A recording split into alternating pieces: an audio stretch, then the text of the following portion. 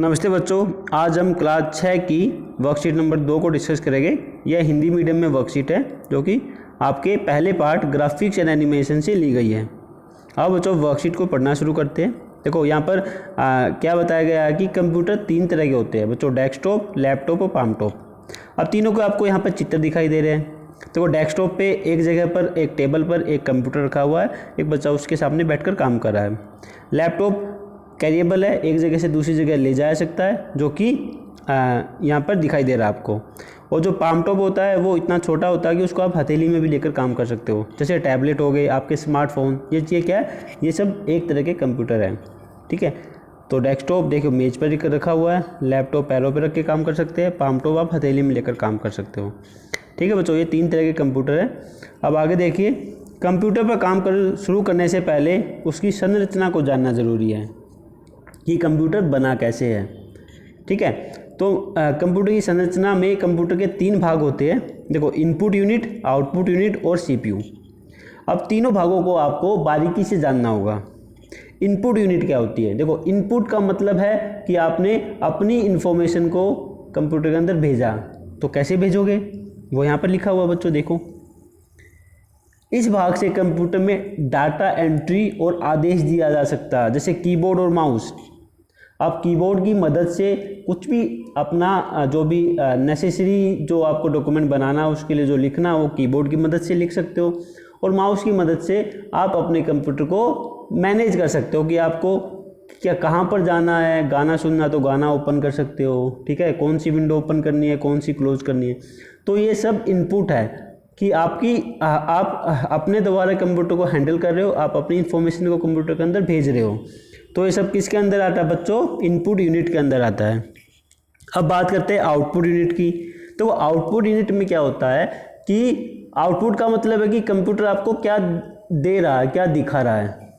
तो जैसे आपने कोई डॉक्यूमेंट टाइप किया या आप अपने माउस की मदद से कंप्यूटर को मैनेज कर रहे हो कि कौन सी विंडो खोलनी है, कौन सी नहीं खोलनी, तो आपको कहाँ दिखाई देता है? वो आपको मॉनिटर के अंदर दिखाई देता है।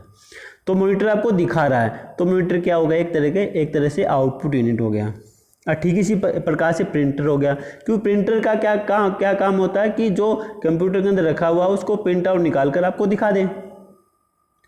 तो प्रिंटर क्या कर रहा है? आपको कुछ दे रहा है, कुछ मटेरियल, कुछ जो आपने इनपुट के द्वारा जो प्रिंटर को वापस आपको देने के लिए बोला था, वो प्रिंटर ने आपको निकाल कर दे दिया। तो प्रिंटर भी क्या है? एक तरह का आउटपुट यूनिट है। अब बात करते हैं सीपीयू की। सीपीयू का मतलब होता है central processing unit. Central processing unit, ठीक है।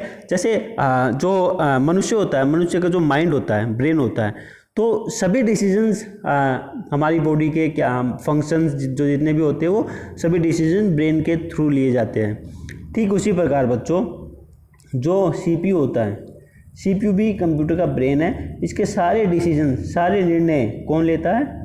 सीपीयू लेता है, ठीक है। इसलिए इसको क्या कहते हैं? The brain of the computer, computer का दिमाग कहा कहते हैं, ठीक है बच्चों। तो अभी हमने जाना कि कंप्यूटर कितने प्रकार का होता है, मतलब साइज के अकॉर्डिंग, और कंप्यूटर कितने संरचना में कितने भागों में बटा होता है। 3 चीज़ें हमने अभी पढ़ी है वर्कशीट में। अब इन्हीं 3 चीज़ों पर यहाँ पे 3 प्रश्न दिए गए हैं। जैसे पहला क्वेश्चन है, आकार के आधार पर कंप्यूटर कितनी तरह के होते हैं बताइए। देखो, आकार के आधार पर जैसे डेस्कटॉप बड़ा होता है, लैपटॉप आप कैरी कर सकते हो एक जगह से दूसरी जगह, पामटॉप आप हाथों में यूज कर सकते हो। तो आकार के हिसाब से 1, 2, 3 इनके नाम लिखने बस आपको।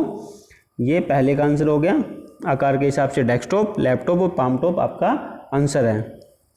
अब आते हैं बच्चों क्वेश्चन नंबर 2 पर, यानी प्रश्न संख्या 2 पर। सीपीयू को कंप्यूटर का दिमाग क्यों कहा जाता है? इसका आंसर आपको यहाँ मिल जाएगा। बताओ बच्चों, क्यों कहा जाता है कंप्यूटर को सीपीयू को कंप्यूटर का दिमाग? क्योंकि जितने भी डिसीजंस होते हैं वो सब कौन लेता है? सीपीयू लेता है। तो इसलिए इसको हम क्या कहते हैं? Brain of the computer. अब क्वेश्चन नंबर 3 है, कंप्यूटर कितने भागों में बटा होता है? सभी के बारे में संक्षिप्त टिप्पणी लिखिए। देखिए बच्चों, कंप्यूटर 3 भागों में बटा, संरचना के अनुसार 3 भागों में बटा होता है। देखिए यहाँ पे मैंने लिखा हुआ है कि उसका जो स्ट्रक्चर बना हुआ है कंप्यूटर का, उसके अनुसार कंप्यूटर 3 भागों में बटा हुआ है। पहला इनपुट यूनिट, कि अपनी इंफॉर्मेशन आपने कंप्यूटर के अंदर भेज दी। फिर आउटपुट यूनिट, कि कंप्यूटर ने उस इंफॉर्मेशन को कैसे प्रोसेस करके आपको दिखा दिया। और CPU की जो प्रोसेसिंग का जितना काम होता है ये कौन ले रहा है, ये कंप्यूटर का CPU परफॉर्म कर रहा है। तो ये सब क्या है, ये सब कंप्यूटर के 3 भाग है। इनके बारे में आपको संक्षिप्त टिप्पणी लिखनी है, तो आप यहाँ से तीसरे का आंसर लिख सकते हो। तो बच्चों आज की जो कंप्यूटर की वर्कशीट हिंदी मीडियम में थी उसमें बस इतना ही था।